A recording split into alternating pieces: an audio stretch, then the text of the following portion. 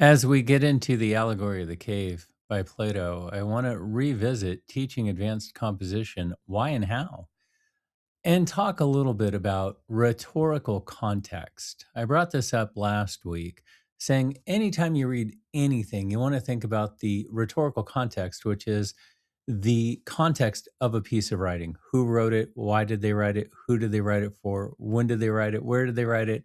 What mode did they write it? It makes a big difference when you're considering things. If it was carved into a stone tablet and brought down from the side of a mountain, or written on small scraps of paper and smuggled out of a Birmingham jail. The situation of the writing will often give you a lot of information. As you reviewed this last week, I'm hoping that you did that. Otherwise, if you tumble into the text without any grounding whatsoever, you're going to be confused. You're going to have an idea of what it's about, something about advanced composition, but you're not going to understand who wrote what or why. This is a review. This is a review of Teaching Advanced Composition, Why and How by Catherine H. Adams and John L. Adams. This was reviewed by David Chapman. This review appeared in the Journal of Advanced Composition. You can see that this is a rather large book. Well, it appeared in the journal there, I should say. Anyway, so what do we even know about journals? A journal is something done by an academic institution. It has a lot of academic oomph to it. There's a lot of scholarship that goes into it. When an academic institution reviews something, they're looking at the methodology. They're going to be looking at the sources. They're going to evaluate that the sources are being used correctly, that they're not taken out of context, that it's the best information that's out there. If there was a study done, for example, they might actually look at the methods of the study and evaluate that. So this is a review of a larger work, which was Teaching Advanced Compositions. Once you get into that, now you understand. This is David Chapman giving us a book review, basically telling whether this is even worth our time, right? Laying out the foundation of what the problem is in the first paragraph about how college composition is taught. I'm sorry, advanced composition is taught. And then going part by part throughout this, specifically breaking it down. In the opening chapter, this is where they provide historical framework and so forth. Once you understand that basic foundation of what you're looking at, now this whole review makes a lot more sense. And that's important to do anytime you're reviewing anything. So we get into the allegory of the cave, and we can see, like, oh, this was translated. It's by this guy named Plato, and it looks like a play with different lines of dialogue. That's just what we look at topically, just looking at it as it appears on the page. We kind of have to understand, what the hell are we even looking at? Why was this written? When was it written? And to understand that, I'll just give you a little bit of information. This is right after the Peloponnesian Wars. This is when Athens was fighting with Sparta. Athens was this amazing democracy with thriving ideas, and they had all this stuff going on. They thought like they were the champions of the world, to quote Queen, although I don't think Queen was talking about them. And so they lost this war to Sparta. They shouldn't have, right? I mean, they're the superior democracy. They have all these ideas, and yet they got routed. And so they're kind of looking at this and trying to figure out, what's going on, right? This ends the Athenian democracy's period of dominance, right? And it exposed the volatility of public opinion. They have these different rhetoricians. They're called sophists. And their primary concern is cleverly winning arguments, right? It's really a mode of argumentation.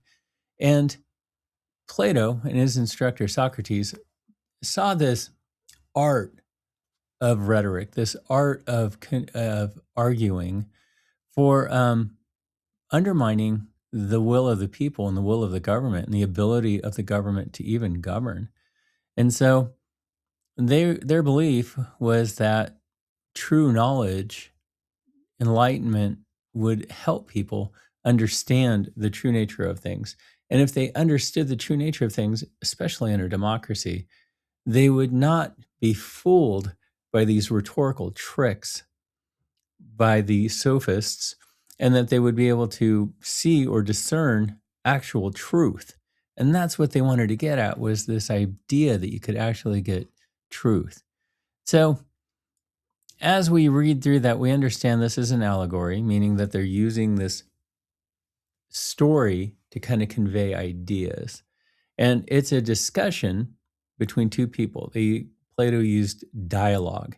And the idea of a dialogue, of course, the Socratic dialogue realistically was this idea that everybody's already imbued with knowledge, and that these dialogues with like a wiser person might be able to help people remember that, shit, I already know everything, right? Oh, yeah, I already know this. I already know calculus. I just needed to rediscover it. And so there's some aspects of the dialogue that people kind of look back on and cringe a little bit and go, yeah, that wasn't correct. But there is still something to the back and forth, the questioning, the giving people a situation and helping them critically think or come to this idea, guiding them to understanding or discovery, and kind of helping them with this eureka moment of, oh my gosh, I figured it out. It's sparked in my own head. You didn't tell me directly. And so we think about this in the terms of the mode in which it's being given. It's not just, all right, everybody, I'm going to tell you something about enlightenment. This is the basics. I can wrap it up in 5 minutes. But if I create this allegory and I give this dialogue and I bring Glaucon all the way through this and help Glaucon see, exactly what's working here, then maybe you as the reader also coming along with that dialogue person can kind of come to some understanding as well. And so treating the allegory, the various components of the allegory metaphorically as having some type of meaning, and then understanding the journey from people who are restrained in the cave and looking at what they see as shadows and understanding the difference. Now, as you're reading through this, it's important to kind of think about what we talked about with deduction. The idea of deduction and induction really plays out importantly here. And these are concepts, again, these are from the SLO that we kind of have to pay attention to and, detail the specific means by which we infer meaning from a set of observations, and then from those observations kind of make our own pronouncements, ideas, or premises. And then as we do that, you can see from the people within the allegory, they take what they can discern, they make their inferences, and they're wrong. And so watch for that as you're going through this. You'll kind of understand the sunlight is true knowledge, and even the source is shadows, per se. And you'll kind of understand the allegory a little bit more if you kind of understand it within this entire context of what we're looking at. Not the shadows cast on the wall, which are akin to the sophist who are making pronouncements and using rhetorical tricks to misguide, but rather the truth that can only be discerned when it's hit you in the face like the sun and you can see everything. And then the duty of the philosopher to go back and take the other people out of the cave. So just wanted to provide a little bit of insight or rhetorical context in regards to the allegory of the cave and the idea of rhetorical context altogether. So thank you.